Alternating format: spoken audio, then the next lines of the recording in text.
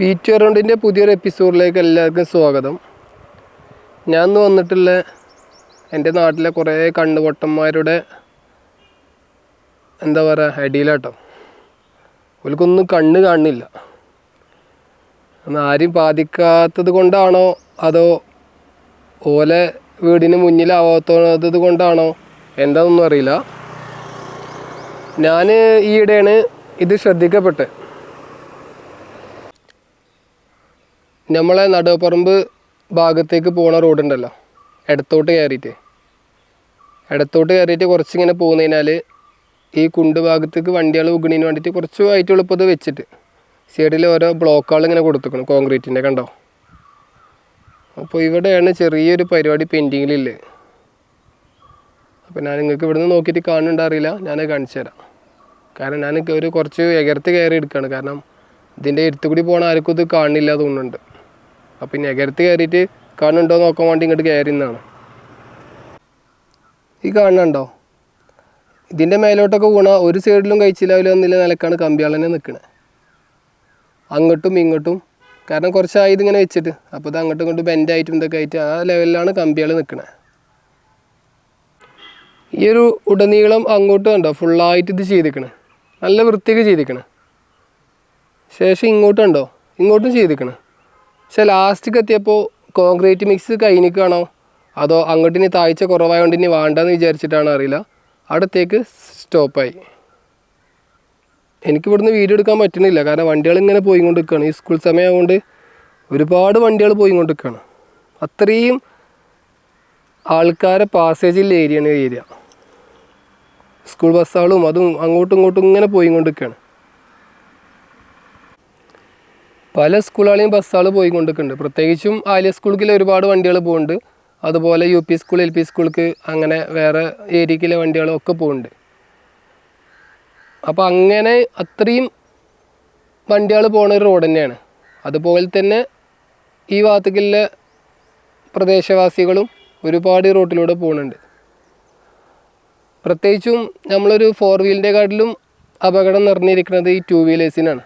In case എന്തെങ്കിലും കാരണത്താൽ ഒന്ന് ചെരിഞ്ഞ, അതായത് റോഡ് അത്ര വീതിയൊന്നുമില്ല, നമുക്ക് കണ്ടാൽ അറിയാം. ഒരു വലിയ വണ്ടി വന്ന് സൈഡ് കൊടുക്കുന്ന സമയത്ത് ചെറുതായിട്ട് ഒന്ന് ചെരിഞ്ഞ് വീണ നേരെ കമ്പിൻ്റെ മുകൾക്കാക്കരം. ഒന്നും ഇല്ലാതിരിക്കട്ടെ, അതല്ല ഈ ഭാഗത്ത് തന്നെ വന്നിട്ട് വിൽക്കുക, അങ്ങനെയൊന്നും ഇല്ലല്ലോ, അങ്ങനെയൊന്നും ഉണ്ടാവില്ല. പക്ഷേ ഇൻ കേസ് നമ്മളെപ്പോഴും മുൻകരുതലെടുത്തിട്ടാണ് പല കാര്യങ്ങളും ചെയ്യാറ്, അല്ലേ. ഈ കോൺക്രീറ്റ് ഭിത്തികൾ ഇവിടെ വെച്ചിരിക്കുന്നത് എന്തിനാണ്? മുൻകരുതൽ എന്ന രൂപത്തിലാണ് ഇതിവിടെ ഫിറ്റ് ചെയ്തിരിക്കുന്നത്, ഈ കംപ്ലീറ്റ് കാര്യങ്ങൾ ചെയ്തിരിക്കുന്നത്. അതുപോലെ കണ്ടിട്ട് ഇതും ചെയ്താൽ മതി, മുൻകരുതൽ എന്ന നിലക്ക് ചെയ്താൽ മതി. കാരണം ഒന്നില്ലെങ്കിൽ കമ്പികൾ ഫുള്ള് കട്ട് ചെയ്ത് ഒഴിവാക്കി അതിൻ്റെ ആണിൻ്റെ ഭാഗങ്ങൾ ഫുള്ള് അടിച്ച് ക്ലിയറാക്കി താത്തി വിടുക, അല്ലെങ്കിൽ ഇത് കോൺക്രീറ്റ് ചെയ്യുക. രണ്ടിലൊന്ന് നിർബന്ധമായിട്ടും ചെയ്യണം. കാരണം ഇതിങ്ങനെ വിട്ടാൽ പറ്റൂല. കാരണം ഇത് കൂടി പോണ ആർക്കും ഒന്നില്ലെങ്കിൽ എന്താ പറയുക, സംസാരിക്കാൻ കഴിയുണ്ടാവില്ല, അല്ലെങ്കിൽ പ്രതികരിക്കാൻ കഴിയുണ്ടാവില്ല, അല്ലെങ്കിൽ ഇന്നെ ബാധിക്കണില്ല, അല്ലെങ്കിൽ പേഴ്സണലി ആരെയും ഇത് ബാധിക്കണില്ലല്ലോ. ആ ഒരു വിഷയം കൊണ്ടാവാം ഇതിപ്പോഴും ഇങ്ങനെ നിൽക്കുന്നുണ്ടാവുക. അതാണ് എനിക്ക് തോന്നുന്നത്. ഇത്രയും കാലമായിട്ട് ഈ കമ്പികൾ ഇവിടെ ഇത്രയും ഒരു 4 കോൺക്രീറ്റ് ബ്ലോക്കിൻ്റെ കമ്പികളാണ് ഇവിടെ നിൽക്കുന്നത്. നമ്മളെ 21 വാർഡിൻ്റെ മെമ്പറുടെ വീട് ഇവിടെ തന്നെയാണ്. ഈ മെമ്പറും സ്ഥിരമായിട്ട് സഞ്ചരിക്കുന്ന റോഡാട്ടത്. അവരും ഇത് കണ്ടിക്കണവരല്ലേ, ചിലപ്പോൾ കണ്ടിട്ടുണ്ടാവില്ല. ഇവിടുത്തെ ആൾക്കാർ ആരും കണ്ടിട്ടില്ല, അപ്പോൾ പിന്നെ ഓലും കണ്ടിട്ടുണ്ടാവില്ല. അതാക്കല്ല ആരും ഒന്നും പ്രതികരിക്കാത്തതുകൊണ്ടായിരിക്കും ഇതിങ്ങനെ നിൽക്കുന്നുണ്ടാവുക. അപ്പോൾ അവരേക്കൊന്ന് എത്തിക്കുക എന്നുള്ളൊരു ഇതുകൊണ്ടാണ് ഞാനിപ്പോൾ ഈ വീഡിയോ ചെയ്യണേ, വേറെ ഒന്നും കൊണ്ടല്ല.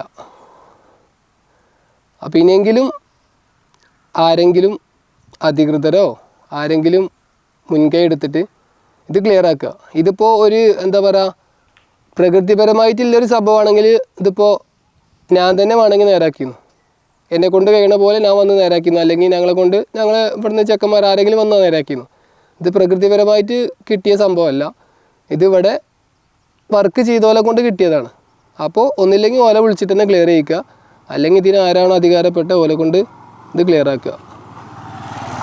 പിന്നെ അതുപോലെ നമ്മുടെ നാട്ടിലും കുറേ ഭയങ്കര പൊതുപ്രവർത്തകരുണ്ട്. അപ്പോൾ ഓലും കണ്ടോട്ടെ, ഇതും ഒരു പൊതുപ്രവർത്തനത്തിൻ്റെ ഭാഗമാണല്ലോ. അല്ലെങ്കിൽ ഇതിൻ്റെ അധികൃതർ ആരാണെന്ന് വെച്ചാൽ അവരെ കൊണ്ട് ശരിയാക്കിക്കാൻ അവരെ കൊണ്ട് പറ്റുന്നുണ്ടാവും.